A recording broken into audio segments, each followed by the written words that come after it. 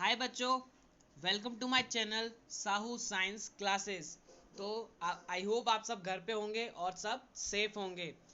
तो आज हम अपनी फिजिक्स क्लास 12th का पार्ट 4 स्टार्ट कर रहे हैं, जिसमें लास्ट जो हमारा पार्ट 3 था उसमें मैंने आपको अक्षीय स्थिति में एक बिंदु पर वैद्युत क्षेत्र की तीव्रता बताई थी, किस तरह से हम ज्ञात करते हैं, जो कि बहुत ही इंपॉर्टेंट डेरिवेशन है। अगर आपने उसको नहीं देखा है तो पहले उसे देखिए, उसके बाद इसे देखिए, क्योंकि दोनों ही इंपॉर्टेंट डेरिवेशन है। लेकिन अक्षीय स्थिति को पहले समझिए, उसके बाद निरक्षीय स्थिति को समझिए, सब चीज स्टेप बाय स्टेप। ओके, तो आज हम अपना नेक्स्ट डेरिवेशन स्टार्ट करते हैं, जो कि है निरक्षीय रेखा पर स्थित बिंदु पर वैद्युत क्षेत्र की तीव्रता। और किसकी? वैद्युत द्विध्रुव की।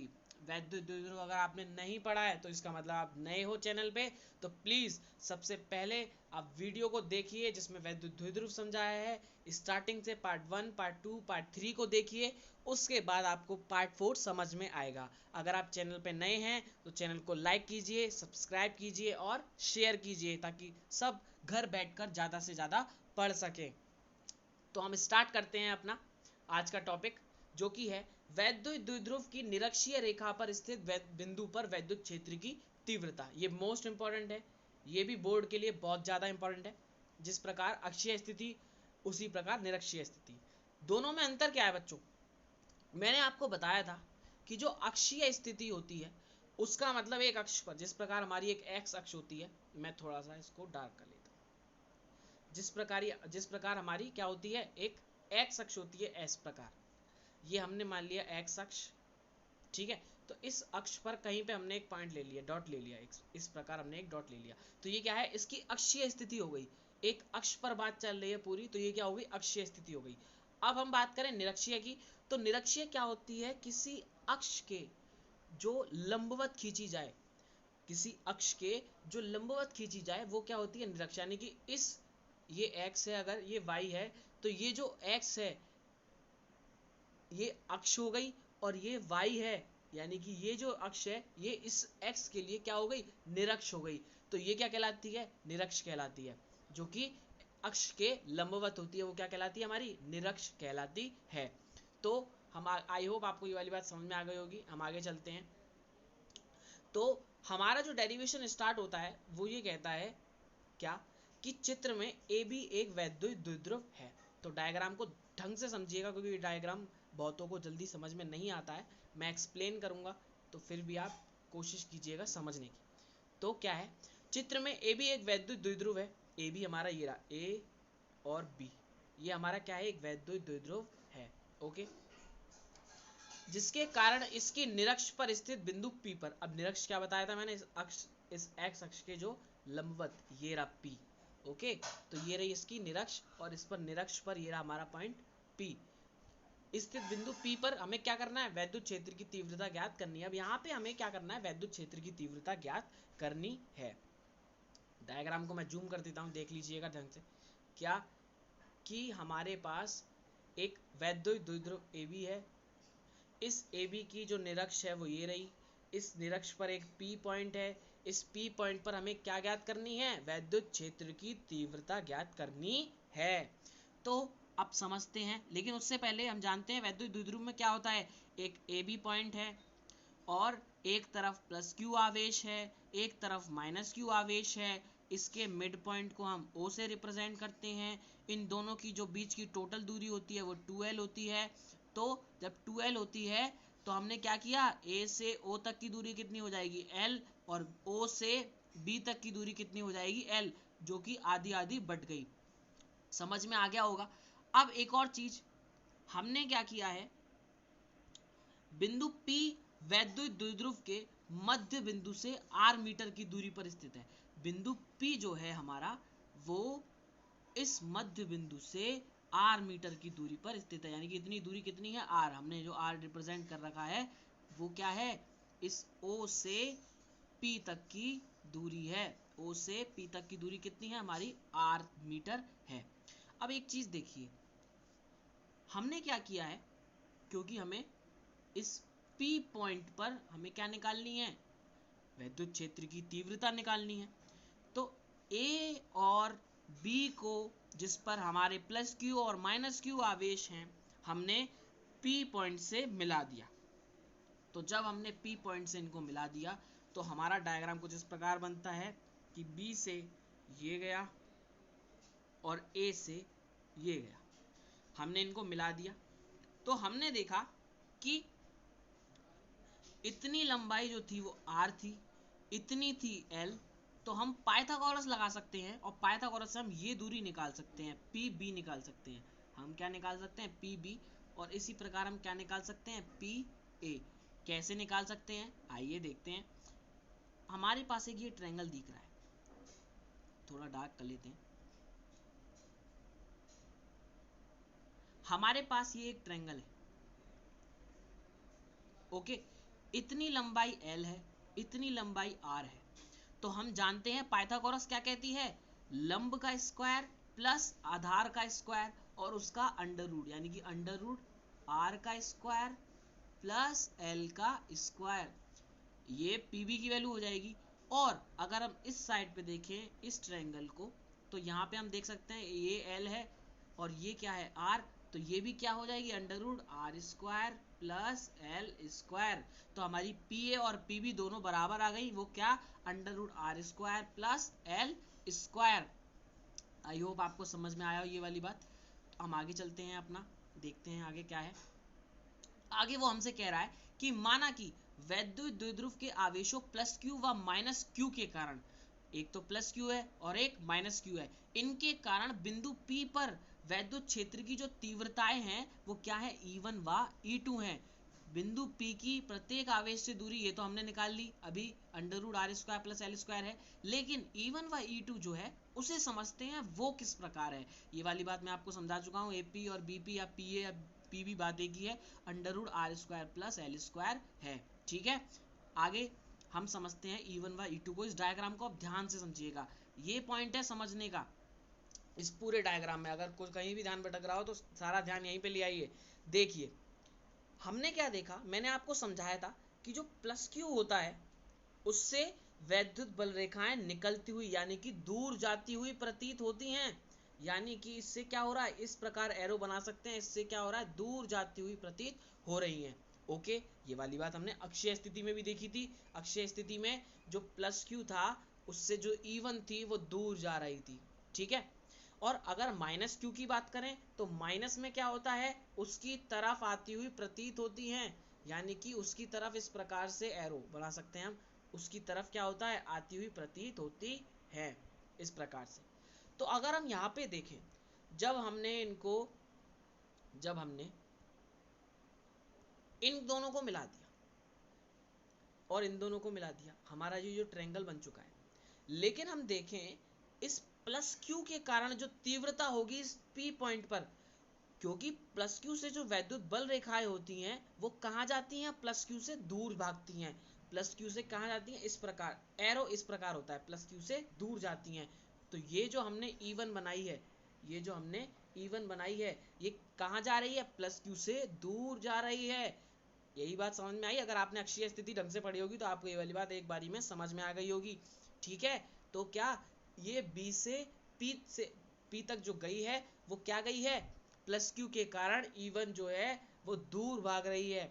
और अगर दूसरी तरफ हम देखें माइनस Q को, तो हमने देखा कि जो E2 का एरो है वो किधर है, माइनस Q की तरफ। क्योंकि मैंने बताया था क्या कि माइनस Q क्या होता है, उसके पास वैद्युत बल रेखाएं आती हुई प्रतीत होती हैं। तो इसमें जो E2 है वो क्या हो रहा है, एरो इधर है माइनस Q की तरफ, और प्लस Q वाला जो E1 है वो क्या है, माइनस, एक मिनट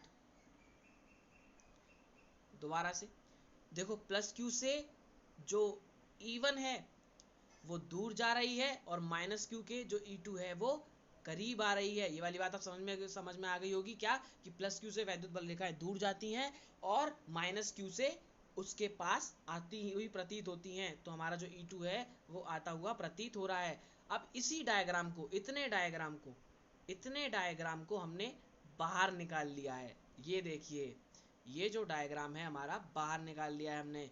कैसे कि इस प्रकार तो यहाँ से वो बी से आ रही थी और इस प्रकार वो क्यू से जा रही थी, यानी कि क्यू की तरफ आ रही थी और बी से दूर जा रही थी। ठीक है, मतलब माइनस क्यू की तरफ आ रही थी और प्लस क्यू से दूर जा रही थी। इसी डायग्राम को हमने बाहर निकाल लिया है। तो हम क्या देख रहे हैं कि ये रही E1 और ये रही E2। ठीक है, अब आइए आगे समझते हैं हम। आगे वो बोलता है हमसे, अतः प्लस क्यू आवेश के कारण बिंदु P पर उत्पन्न वैद्युत क्षेत्र की तीव्रता। अब प्लस क्यू आवेश के कारण हम जानते हैं एक बिंदु पर जो वैद्युत क्षेत्र की तीव्रता का फॉर्मूला था वो क्या था, E is equals to 1/4 pi epsilon not into Q upon R square, या फिर ब्रैकेट में हम यहाँ पे बोल सकते हैं आर की जगह पे दूरी का स्क्वायर। हमारी जो दूरी होती थी उसका स्क्वायर कर देते। अब यहाँ पे हम डायग्राम में अगर देखें तो यहाँ पे जो हमारी दूरी है वो क्या है, वो हमारी है ये B से P तक की जो दूरी अगर देखें प्लस क्यू आवेश के कारण है तो हमें E1 निकालना है। तो हम जो दूरी देखेंगे इस पॉइंट तक की वो कितनी है, √r² प्लस L स्क्वायर। तो बस E1 इज इक्वल्स टू क्या हो जाएगा, 1/4 पाई एप्सिलॉन नॉट क्यू, क्योंकि प्लस क्यू है, क्यू अपॉन दूरी का स्क्वायर यानी कि √r² प्लस L स्क्वायर। समझ में आ गई होगी आपको बात। नेक्स्ट E1 बराबर हमारा ये आ गया। अब एक चीज और, यहाँ पे क्या हुआ है, एक मिनट रुकिएगा।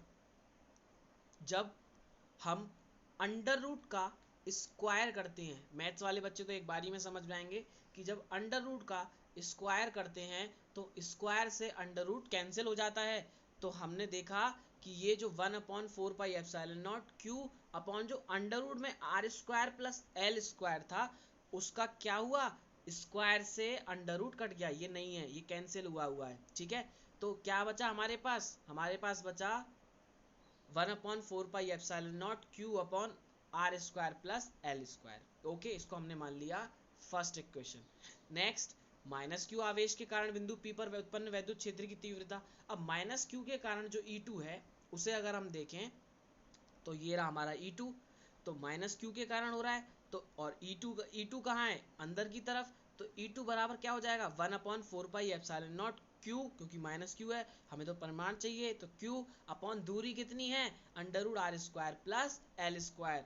तो E1 बराबर 1/4 pi epsilon not into Q1 into Q upon r² plus L square.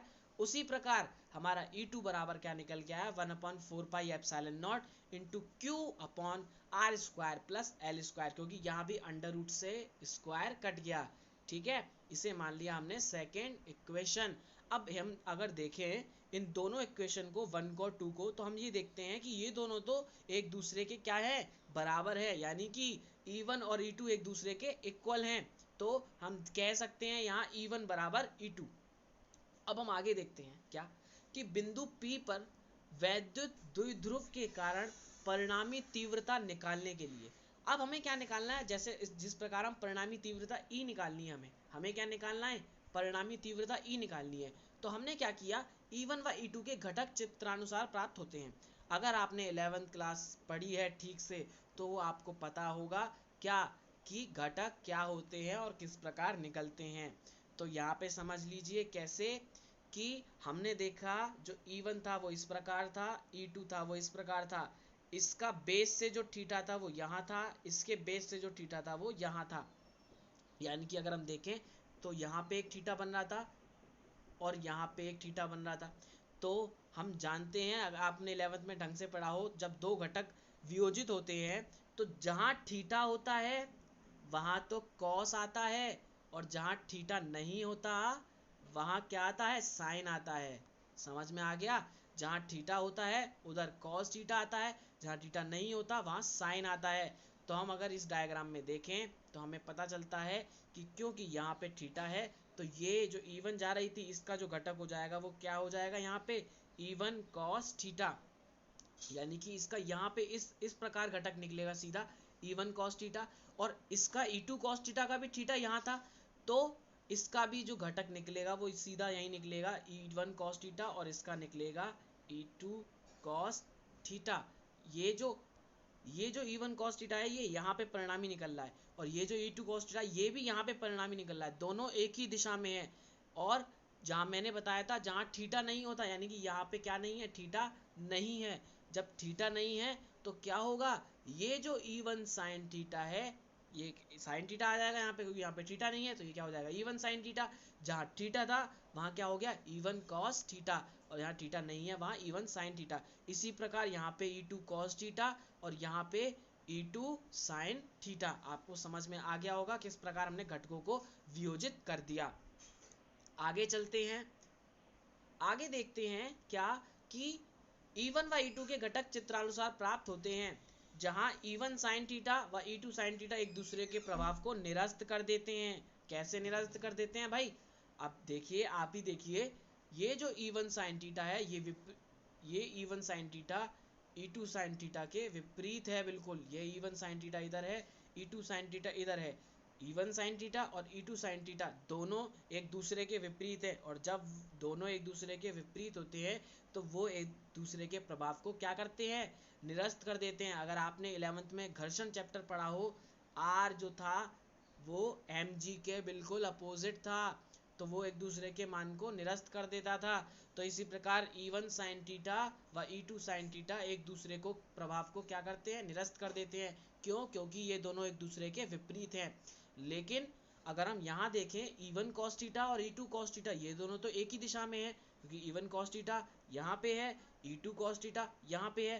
तो जब विपरीत दिशा में होते हैं तो वो एक दूसरे को खत्म कर देते हैं, और जब एक ही दिशा में होते हैं तो वो एक दूसरे के साथ जुड़ जाते हैं। समझ में आ गया होगा आपको। तो हम आगे चलते हैं, क्या बोला उसने कि E1 sin थीटा व E2 sin थीटा एक दूसरे के प्रभाव को निरस्त कर देते हैं, और E1 cos थीटा व E2 cos थीटा दोनों ही एक दिशा में होने के कारण परिणामी तीव्रता प्रदान करते हैं, क्योंकि वो दोनों कैसे थे, दोनों एक ही दिशा में थे। तो क्या हो जाएगा, E बराबर E1 प्लस E2, यानी कि E1 cos theta plus E2 cos theta दोनों एक ही दिशा में थे, तो दोनों जुड़ गए, दोनों एक ही दिशा में थे इसलिए दोनों जुड़ गए। बट हम ऊपर पढ़ के आए क्या कि E1 था वो E2 के बराबर था। E1 किसके बराबर था, E2 के बराबर था। तो हम यहाँ पे क्या कर सकते हैं, हम यहाँ पे E2 की जगह पे या E1 कुछ भी करिए, आप एक ही चीज आएगी। हमने क्या किया, E2 की जगह पे हमने E1 रख दिया, यहाँ पे E2 की जगह पे हमने E1 रख दिया, तो हमारा क्या हो गया, E1 cos theta plus E1 cos theta. और जब एक E1 cos थीटा मिल जाएंगे तो वो कितने हो जाएंगे, 2 E1 cos थीटा। अब हमने E1 की वैल्यू ऊपर देखी थी, क्या थी, 1/4 pi epsilon not Q upon R square plus L square, क्योंकि अंडर रूट से तो स्क्वायर हमारा कट चुका था। अब हमने क्या किया, हमने E बराबर वैल्यू रख दी, E1 बराबर हमने, जब E1 बराबर हमने वैल्यू रख दी तो हमारा जो निकल के आया वो ये निकल के आया क्या कि E बराबर 2, और E1 की जगह पे ये आ गया 1/4 pi epsilon not Q upon R square plus L square और cos थीटा। लेकिन यहाँ पे हमें थीटा नहीं छोड़ना है, हमें क्या रखना है, वैल्यू निकालनी है, cos थीटा की वैल्यू। cos थीटा की वैल्यू वेरी इजी, कैसे निकालते हैं भाई, आप यूपी बोर्ड वाले बंदे हो, आपको पता होगा क्या कि लाल बटे कक्का, या फिर और क्या था, और भाई सीबीएसई वालों का है उससे मुझे मतलब नहीं। हम तो जानते हैं हिंदी में क्या कि cos थीटा बराबर होता है आधार बटे कर्ण। तो आधार क्या है और कर्ण क्या है, बस हमें वो निकालना है और हमारा क्या निकल जाएगा, बस समझ जाइए। तो हमने देखा जो हमारा आधार है वो क्या है, L है। हम इस डायग्राम में देखते हैं, यहाँ से हम क्या करते हैं, यहाँ से हम वैल्यू निकाल लेते हैं किसकी, cos थीटा की। तो यहाँ इस ट्रायंगल को इस ट्रायंगल को देखा, तो जो आधार है वो L है, ये R है, और ये क्या है, under root R square plus L square. तो cos थीटा बराबर क्या होता है, आधार L बटे कर्ण, यानी कि under root R square plus L square. समझ में आ गया होगा cos थीटा की वैल्यू कैसे निकाली है। तो चलते हैं हम आगे, cos थीटा की वैल्यू हमने क्या निकाली, OB अपॉन BP, यानी कि L अपॉन अंडर रूट में R square plus L square, ये हमारी cos थीटा की वैल्यू आ गई, जो कि हम इक्वेशन में पुट कर देंगे। जब पुट कर देंगे तो क्या हो जाएगा, E बराबर 2 into 1/4 pi epsilon not Q upon R square plus L square और L upon under root R square plus L square. वही चीज जो हमने पहले की थी, क्या 2 इंटू क्यू इंटू एल, यानी कि Q इंटू 2L क्या हो जाता है P। तो हम इस पूरे की जगह पे ऊपर क्या लिख सकते हैं, सिर्फ P लिख सकते हैं। अब एक नीचे बात समझ में आनी चाहिए, क्या मैथ्स के लिए, मैथ्स वाले बच्चे तो आराम से समझ जाएंगे, बाकी आप समझिएगा क्या। देखो R square plus L square ये रहा, और ये रहा एक R square plus L square का अंडर रूट। अब अंडर रूट का मतलब क्या होता है, अंडर रूट का मतलब होता है किसी की पावर, जैसे एक्स अंडर रूट है तो इसका मतलब होता है एक्स की पावर 1/2। इसका मतलब क्या होता है, एक्स की पावर 1/2। तो हम ऐसा कर सकते हैं कि इधर तो हमने मान लिया इसकी पावर कितनी है 1, और इसकी पावर है 1/2। अगर R square plus L square देखें, अंडर रूट अगर हम हटा दें तो क्या लिख सकते हैं 1/2। तो जब बेस सेम होते हैं तो घातें जुड़ जाती हैं, इन दोनों का मल्टीप्लाई होगा तो क्या हो जाएगा आर स्क्वायर। देखो मैं बताता हूं, यहां पे समझते हैं, R square plus L square, इसका मल्टीप्लाई हो रहा है under root R square plus L square से, ठीक है। अब R square plus L square की पावर तो है 1, और इनटू में under root R square plus L square है, तो मैंने उसको क्या लिख दिया, R square plus L square की पावर 1/2। तो जब बेस सेम होते हैं, यानी कि R square plus L square, R square plus L square, तो घातें क्या होती हैं, जुड़ जाती हैं। तो हम कह सकते हैं R square plus L square की पावर 1 प्लस 1/2। जो समझदार होंगे वो समझ गए होंगे।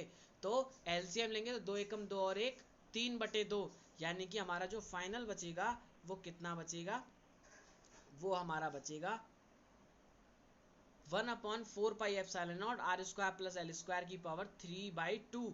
समझ में आ गया होगा आपको। नेक्स्ट आगे चलते हैं।